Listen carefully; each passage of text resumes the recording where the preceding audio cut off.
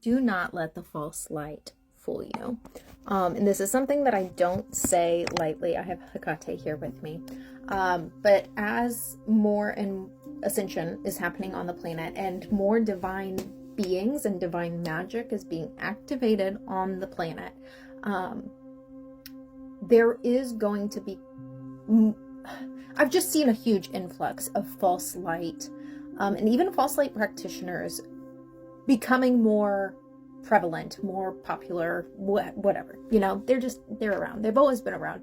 But because of technology and these things, and more of us getting curious and trying to connect to our light and ascension and blah, blah, blah, blah, blah, I wanted to come on and just kind of speak to you about the differences between light, dark, and then false light. The false light, a lot of times people have the understanding that the false light comes from the dark. That isn't possible. The darkness cannot create light. And the darkness is there. It serves its purpose in the grand schemes of things. Like, it's necessary. It's important.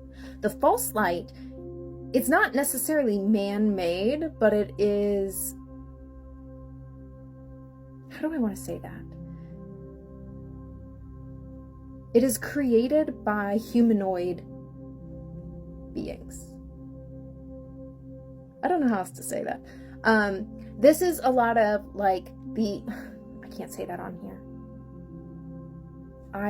Illuminati.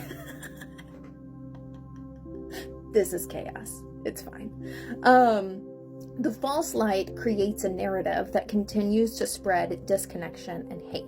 And it will often appear to beings, to humans, to you, as if it is like a flashlight. And that is how I pictured it. This flashlight, this false light, appears to you, and it is nefarious in nature. It in itself is not a like demonic entity or something like that, but it is heavily connected to dark realms, dark magic, etc.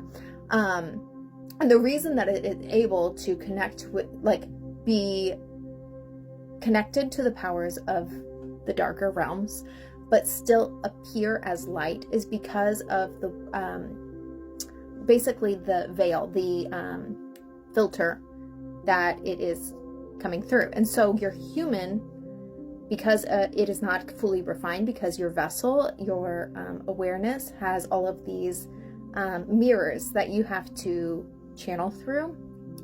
You are basically, it's reflecting your light back to you. I don't know how else to say that. It's a very complicated process. As we begin our spiritual ascension, as we're connecting with our true higher self, our true light beings, as we're connecting with just like light work in general, that light, the source of light, like, honest to God, it is so simple. Just, source, I would like to feel your presence around me. Hold your eyes closed. That's how I prefer to view it, but it is overwhelming. It is so bright, it is nearly blinded. It is so bright that you're like, whoa, are my eyes open? And it is hot. Source energy is hot. It is heat. The false light is reflecting back to you your light so that you see the light that is you, and you think, I can trust this. But in it, it will continue to teach you things that will disconnect you from this light that it is projecting, and it will continue to disconnect you from accessing the truth, essentially. So it will send you on like detours and rabbit holes, and every time you think like, oh, I think I'm getting understanding, whoop, no you don't. And it'll keep you in this loop forever. That is the goal of false light.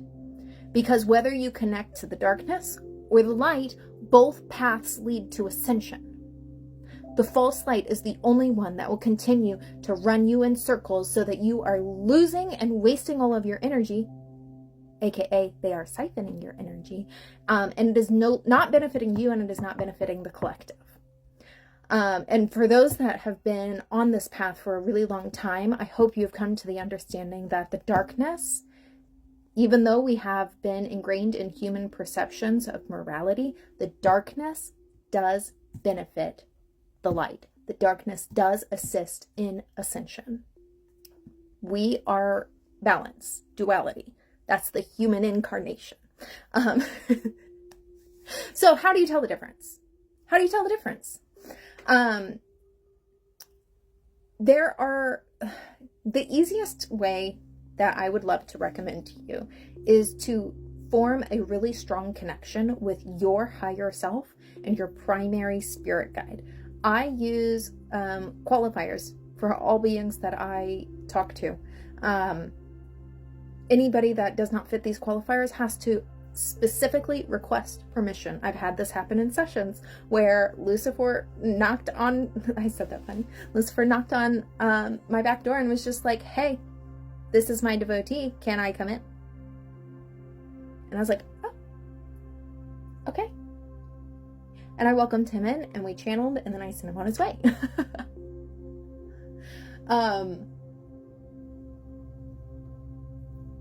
So building this connection to your higher self, because when you build the connection to your higher self, you will not only have your human perception, but you will be able to tap in and say, okay, higher self, I know that there's another perception, there's another vantage point that I am not understanding. Can you bring in clarity? And a lot of times it's instant. I have done a lot of work on refining my my instrument, on refining my channel, but also on refining my intuition. But these are things that even before I began this process, I had this inner knowing, and that it's always connected to the heart space. So building that connection with your higher self and your primary guide is going to just 100% assist you in vetting any other spirit team guide beings that step forward to work with you. That's one. The second thing is get familiar with source light. If you refer to this as God, source, it doesn't matter. It doesn't matter. Get familiar with it. And I don't mean, if you read the Bible, if you have religious affiliations, that's fine. That's wonderful. But your understanding of who God and Christ is cannot come from knowledge you read in the book.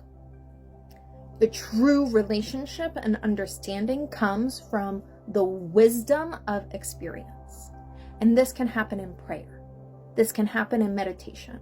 This can happen in energy work.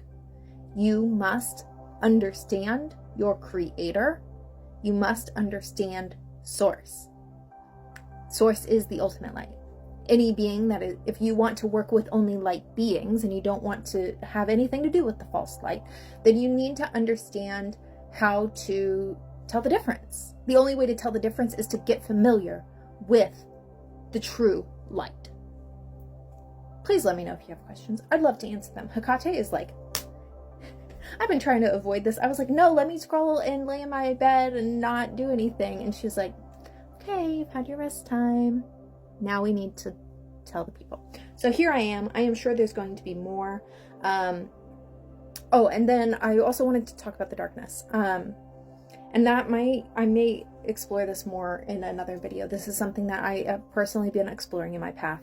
I have been initiated into the night goddess path. I don't know how else to say that. The path of the dark goddess, it's the same thing.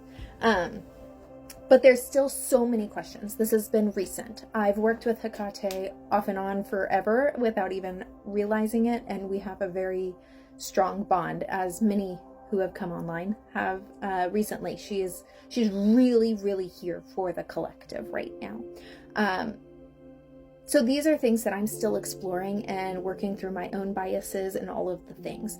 But what I have come to understand is that there is certain aspects of healing and of this awakening path that can only be initiated and sparked through darkness. Darkness does a really good job of initiating, of activating an ascension. And then we can take it into the light. I will explore that more, but not all darkness needs to be afraid of. You just need to have boundaries and proper understanding. Okay, I think that's all. Goodbye.